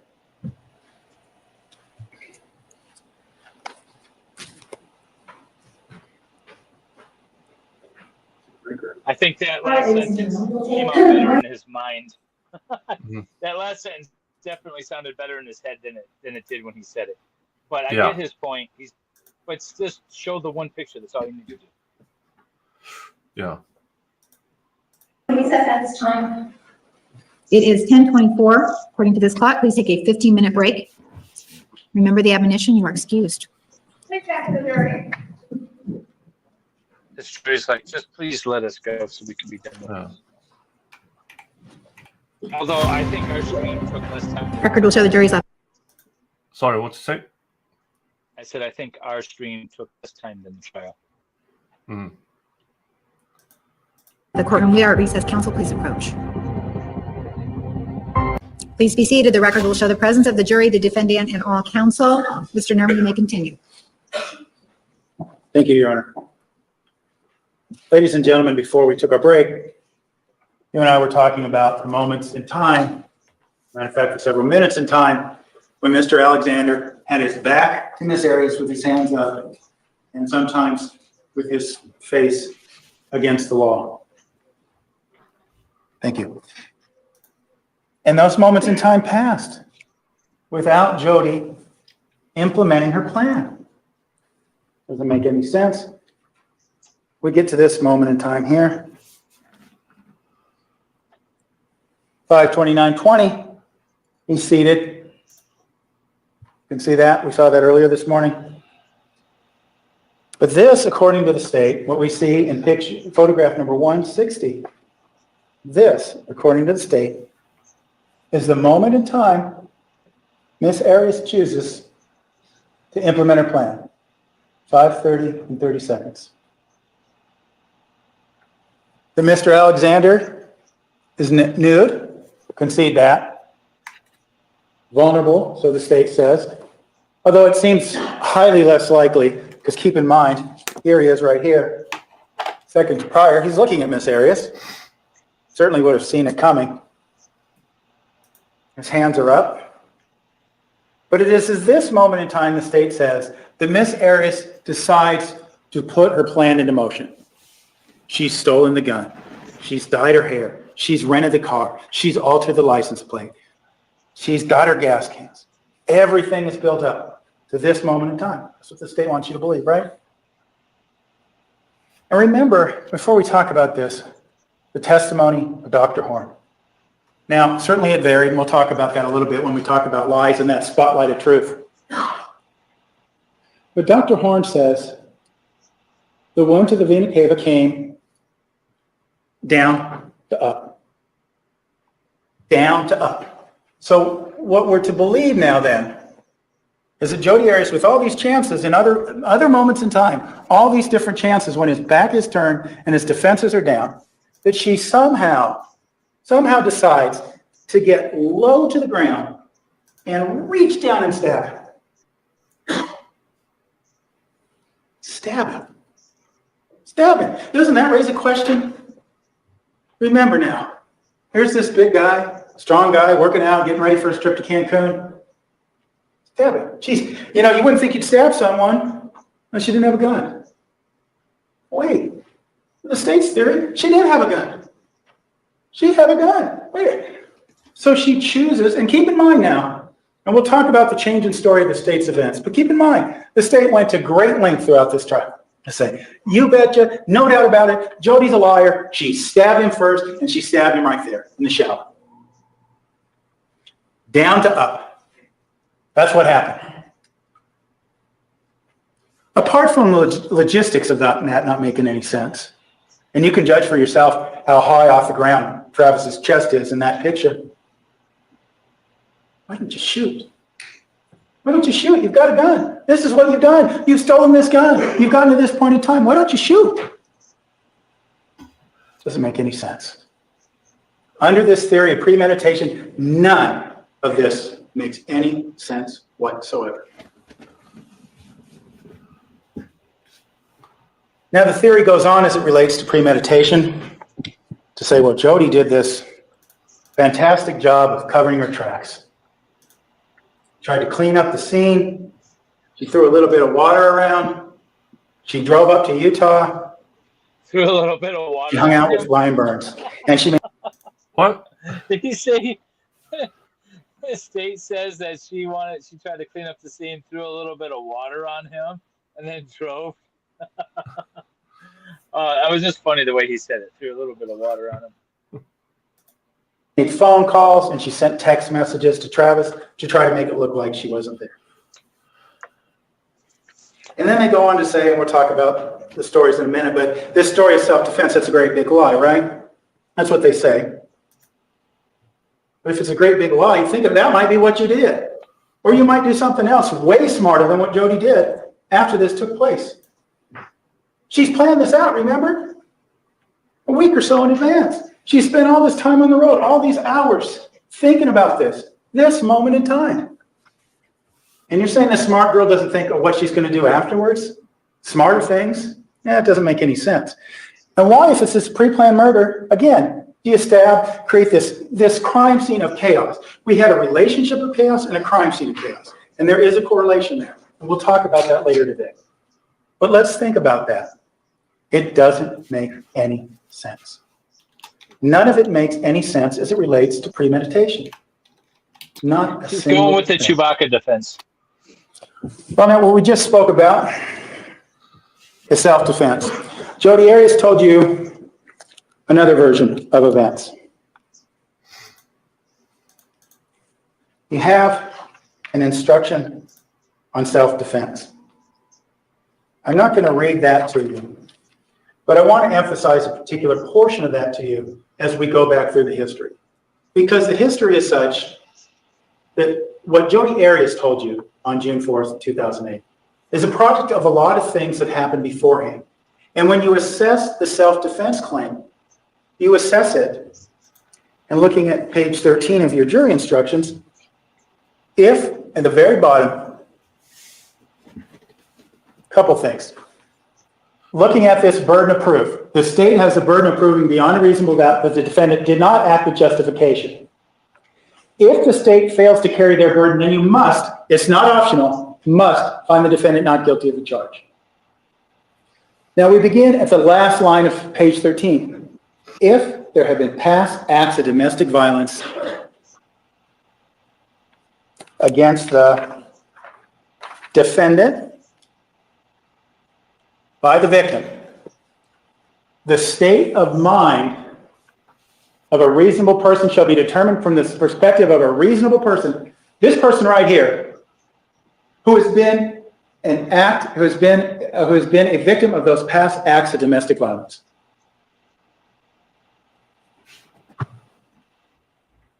So, what are those past acts and how do we define domestic violence?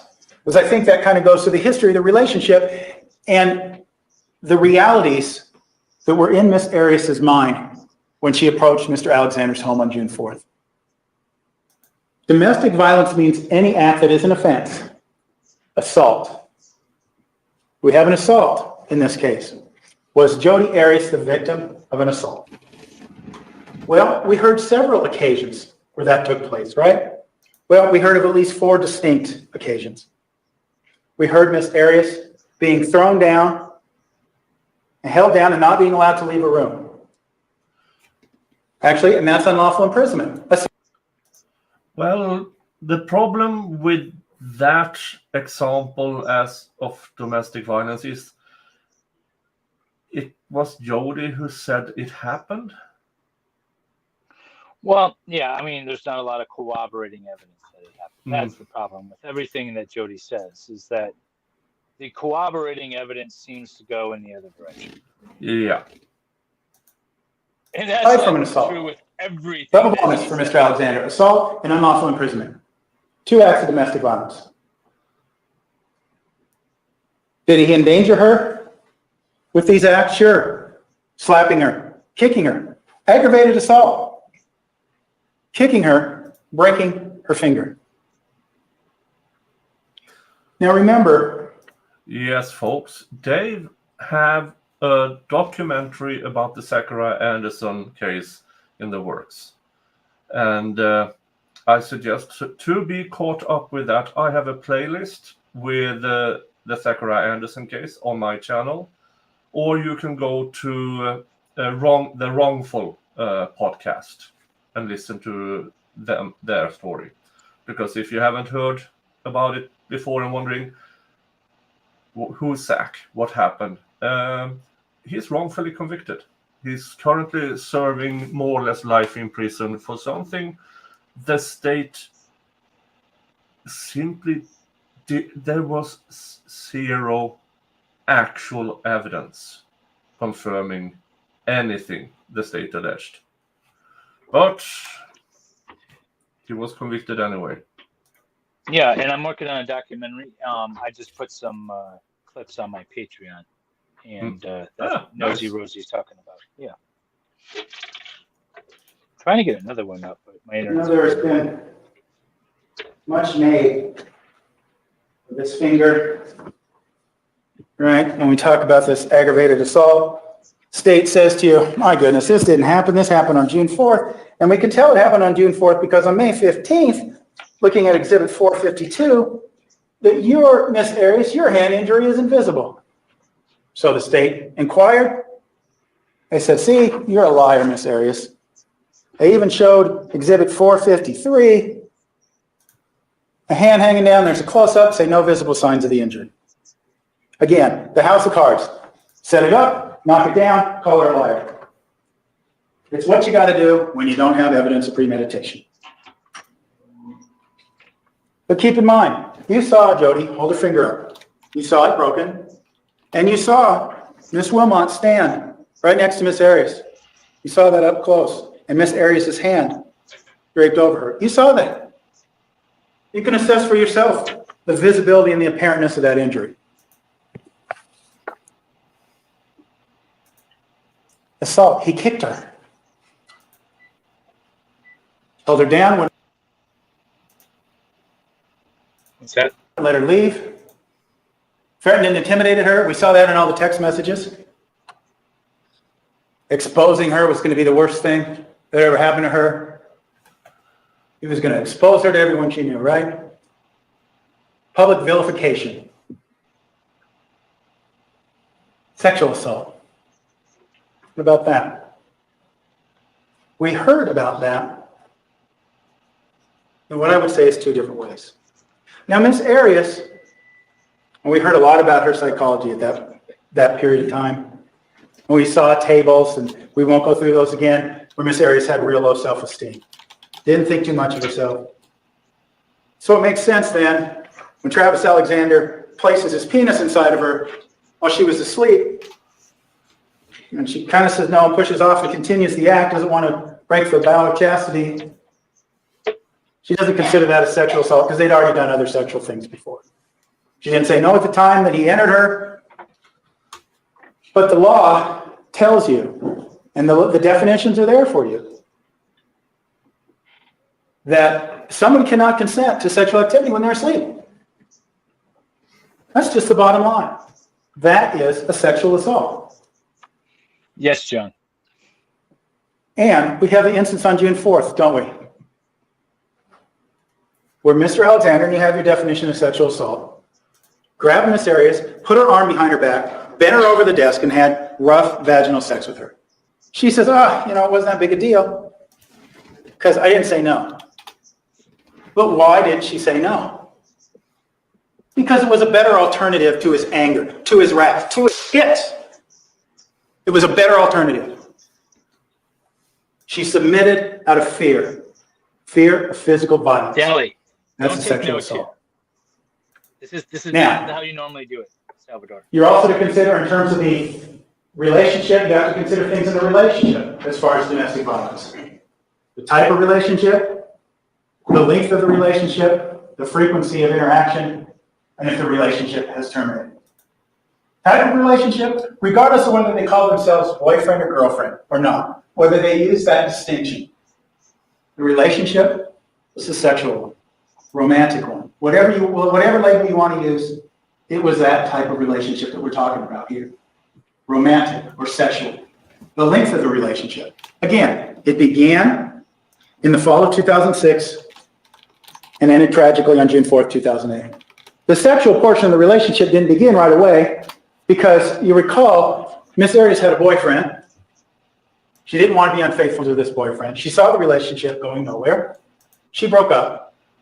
But of course, in between there, keep in mind, Mr. Alexander was bringing Mormon missionaries over to the home to talk to Miss Arias and to try to bring her into his church. And another way to do that, of course, in terms of, we'll talk more about domestic violence relationships with Alice Violet, but that's a way of pulling Miss Arias out of the relationship she was in. She was in a sexual and romantic relationship with Daryl Brewer. But if you start to begin to follow the tenets of Mormonship, you have to metaphorically grab her and pull her away from that. And tell her she shouldn't be doing that before marriage. Of course, he redefines that later, but he pulls her away. And of course, as a Mormon girl, from what we know of Deanna Reed, you're not supposed to tell because that's a sin. He'd already done that once. He knows how to do it, and he knows that they'll keep the secret. The frequency of the interaction of this nearly 2-year relationship, pretty frequent. I mean, she was maybe his backup booty call. Maybe some days she was his first string booty call. Who knows? But there was this frequency of interaction, right? And if the relationship has terminated a length of time. Unfortunately, as I said before, it terminated on June 4th. It never terminated before that. Not really. Because even when she moved back to Wairika, they still talked. They still had phone sex. They still chatted. They still did instant messages. They still did text messages. They did all sorts of things. So when Miss Arias goes to Travis's home on June 4th, 2008, she does so, going back to what I started out this morning, with an element of fear, with some lies being attacked, and we'll talk about those a little while longer because, again, that spotlight of truth, keep in mind this relationship, and sometimes lies bleed into dirty little secrets, don't they? It was a dirty little secret. She goes there with fear. She goes there with the lies, the dirty little secrets. She goes there with an element of love for this man. So let's face facts. And certainly one of the things that we talk about when we talk about premeditation is that she always loved this guy, and there's no evidence to the contrary. But she goes there. Fear, love, sex. Well, there was sex that day, right? All those elements. All the elements of the relationship with Travis Alexander and Jodi Arias that began with sex. That began when he gave her the Book of Mormon and wanted oral sex. Began on other occasions as well. It went overwhelmingly interwoven from Ehrenberg to the home of Chris and Sky Hughes, to Travis's home, to her home in Palm Desert. It's all a woven Would tale Jodi be in this position for which geography is join the irrelevant. Mormon Church? That's the question. Mm. If she never joined the Mormon Church, would she be a free woman right now? I blame Mormonism for Jodi's plight. You're breaking up again, Dave. Oh, sorry. I said I blame Mormonism for Jodi's plight. And love, fear, sex, lies, and dirty little secrets. It's pervasive, regardless of where we're at. Regardless of where we're at. So, Miss Arias tells you that on June 4th, she arrives at the home. We talked a little earlier today about how he was watching YouTube videos, how he went to sleep, how they woke up, how they had this sex. Hey, I know that channel.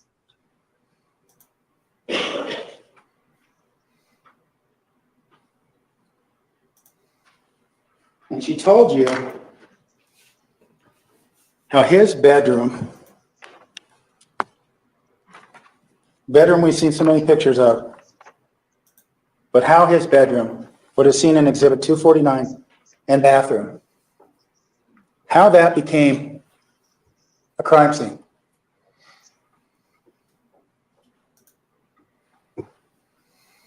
She talked to you about that, didn't she? Now, of course. Well, I think she was excommunicated from the LDS church. I was just going to say Salvador then, though. I don't know. She stayed. Well, if Sal says he's going Mormon, we know. If Jodi is still Mormon. The state says she's a liar. That nothing happened the way she said it happened. But ladies and gentlemen, there is some elements of objective evidence that show you exactly that what she is saying is true. Obviously, we have the computer evidence, right? She says what time you got there, we have the pictures. Now, another lie the state believes that there's another lie here, right? That before she arrives at this soon-to-be crime scene, she is lying about her abuse. That she was never a victim of physical abuse. Never. Why? Two reasons have been proffered by the state. One, because she never wrote it in her journals. She did not say, "Dear diary, Travis smacked the crap out of me today." She didn't say that. She didn't say, "Dear diary, Travis ejaculated on my face today." She didn't say that. She didn't say, "Dear diary, Travis choked me until the point I passed out." She didn't say that. She didn't say, "Oh, he slapped me upside the head in the car because I wanted to move back." She didn't say that. But that shows none of these things ever happened. And oh yeah, she didn't write, "Hey, dear diary, I saw Travis masturbating to an image of a child." And she didn't call the cops about any of those things. So therefore, she's lying. Again, it's another one of these house of cards because it seems to set up this premise as it relates to the journals anyway, that there's this requirement that a journal be complete. You know, he's asking Ms. Violet, well, the journal's not complete unless it details everything. Well, I guess logically that's true. That's an unprovable premise. So she didn't write down every time she went to the bathroom on January 24th when she said nothing noteworthy to report. She didn't write all these other things down. And so therefore, they didn't happen, right? I don't know what laws of journaling or what rules of journaling the state thinks apply here. But that's nonsensical because she's not required to do it. And guess what else? You know, the state had an expert up here. Well, one day she called herself an expert, one day she didn't. She might have been right the first day when she said she wasn't. But later she claimed to be a domestic violence expert, right? Janine DeMarte, 1 year of experience. Well, of course, she counted her time as a student. So if you count all those years, it was a lot more. But, you know, 1 year license, she's out there and she says, you know, she had this experience in domestic violence and actually administering questionnaires is what she did. But she said, what we all know, really common sense, is that battered women lie, right? They don't call the cops all the time. Alice Violet told us the same thing. They don't call the cops. They don't make a report. Like Alice told you, a vision now. Imagine, you know, someone's in a relationship for 10 years. They have 2 kids together. The guy has a good job. And he gets drunk and he hits the woman, right? According to the state's theory, and she doesn't report because she doesn't want him to lose his job. She doesn't want to get into trouble. She thinks it's a one-time thing, and she doesn't report. Now, under the state's theory, that woman was never hit because it wasn't in a police report. Well, let's shine the light of truth on that, shall we, ladies and gentlemen? How much sense does that make? That woman, she didn't report it. She wasn't hit. Come on. Now he's leaving out some information. It wasn't just that there was no police report, but she never told anybody. That also happens. Never wrote a police report. Yeah, but not writing it in her journal and actually contradicting herself in that journal.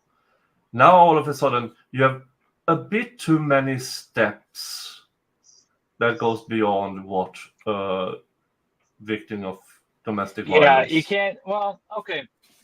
I mean, if you argue it right, police officers are trained to put anything important into a police report. So anything not in the police report, you could assume they deemed not important.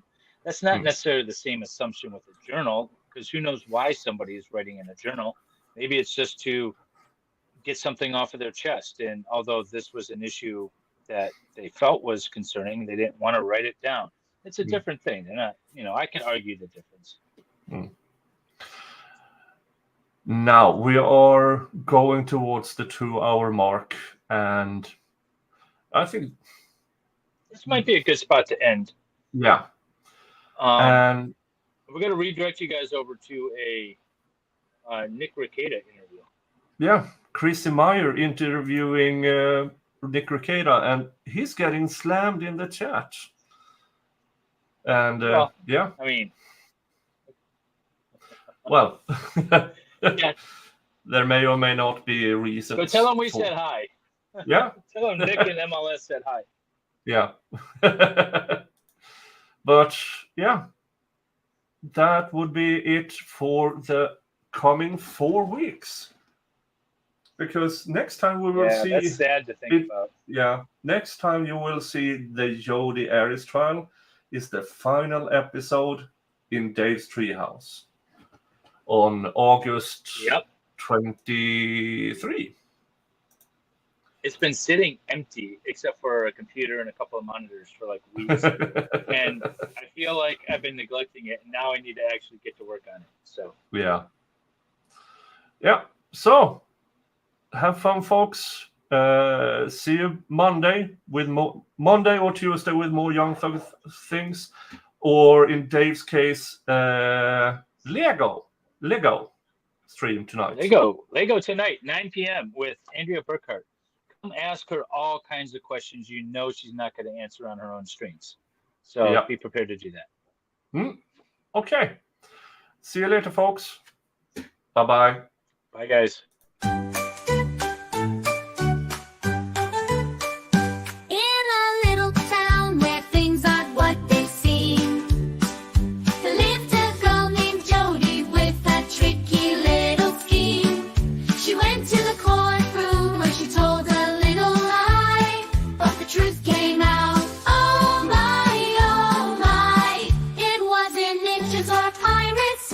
Tried to claim Jodi was the culprit, she was the one to blame.